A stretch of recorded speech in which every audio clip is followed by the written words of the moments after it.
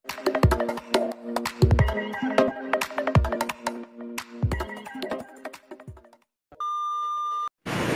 guys, for today's vlog, hey, what's up guys? It's me Joey and welcome back to my channel. And meron na ako i-share sa inyo guys. Nakakatuwa ko ito ng ilaw. Paliwanag. Iba talaga yung natural sunlight. May i-share ako sa inyo guys. Very unfamiliar thing.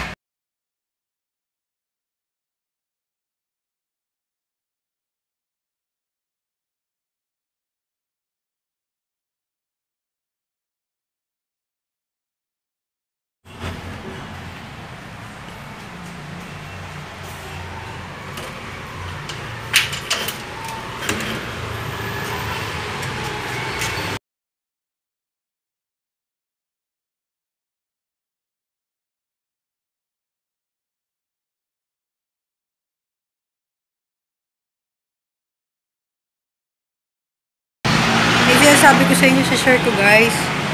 Yan. Tuyo na pala itong aking banana. Ito pa. Yan. Yan guys. Yan ang aking mga labing banana. Ang gagandang banana ko.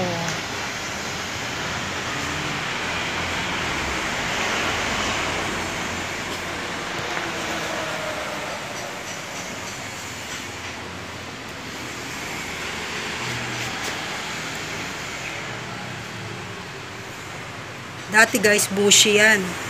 Sobrang bushy yan, nilinis lang. Tapos, yan. Sobrang dami ng halaman niya.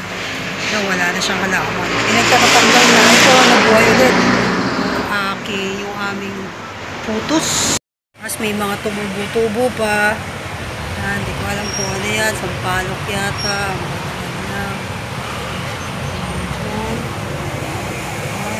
Pahiya ba ito? Hindi naman. Latiris. Yun. Avocado ata ito. Avocado ata. Sobrang dumi dito guys. Sobra. Kasi hindi ko kasi ito naharap. Dahil yung nagkasakit nga ako. Tapos, ganun din. Even yung hindi ko nga nabuksan pa ibang ang plano kong magtanim guys, dami mo, dami kong cow dung, tapos ito yung mga fertilizer, di ko pa nabubuksan. Sobrang alikabok na yung mga gagamitin ko sana. Kasi, di ko siya nalinis kasi may ginagawa sa amin, tingnan nyo, nasira na. Facilities yan guys. Facilities yan, wala yan na. Sobrang ito mga natuyo na yung halaman ko.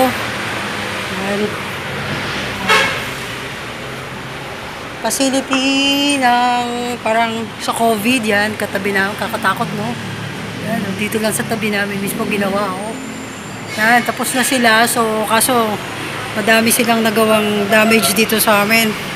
Sa bubong, tsaka sa ganito. Yan. Yun, hindi ko rin nalilinis kasi nga pag nilinis mo, madudumi na gatina mo, nalalaglag yung mga semento, kung ano yung naglalaglagan. So, hindi ko na muna dinilinis kasi delikado. Dami na rin natanggal dito ng mga naglaglagan na So, sabi ko, pagkatas na nila, may awa ang Diyos. O naman ang Diyos, tapos na sila. So, unti na lang. Sa loob na siguro yung ginagawa nila. So, yun guys. Gusto ko lang i-share sa inyo na sobrang tutuwa ko. Ito yung nilipat ko. Ito yung isa sa saging na nilipat ko na. Sana mabuhay siya. Pwede siya yung pinakamalaki. Ang hindi ko lang maintindihan. Ito na siya. 3 months na to so far guys. 3 months na to ganito kalaki. 3 months na sila. Ngayon ko lang na story na share sa inyo. Tapos ito yan. Hindi sila pare-pareho. Pare-pareho sila ng tumubo. Na maliliit pa lang sila. Ayan. Tapos ngayon hindi sila pare-pareho. Pinoproblema ko kung paano ko sila i-transfer kasi mabilis silang lumaki. 3 months pa lang yan. Yan, 1 year ni-research ko din na mabilis silang lumaki. So, hindi kakayanin na abot dito. So, kailangan matransfer na sila as soon as possible. So, wag lang sana magtampo na matransfer ko sila. Kasi nga ito, parang nabansot na siya. Ito pa lang yung natransfer ko. So, guys, ayan yung mga saging na sinasabi ko sa inyo. Kasi napakababa lang ng lupa niyan. Ayan. So, yan lang yung ano niya. Parang garden, ano lang yan eh. Ginawa ng tito ko. So, I don't think so na yung roots aabot sa ilalim. So, kailangan talaga silang mailipat. Yung napakamahal niyan guys pag binili mo sa online. Pag binili mo sa online yan guys, napakamahal niyan. Kung sobrang maliit pa dyan, 1 to 2,000 na. So, sobrang mahal. So, nakakahinayang naman, di ba?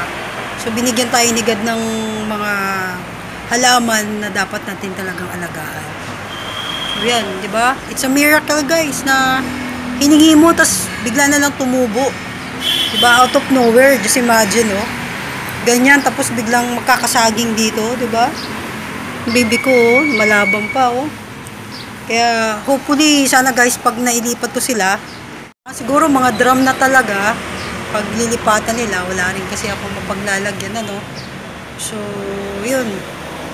Para mabuhay sila. So, yun lang guys, share ko lang sa inyo yung miracle ni God sa akin na talagang beware of what you wish for because you might just get it. So guys, hanggang dito na muna yung video natin. Hanggang sa muli. Bye for now.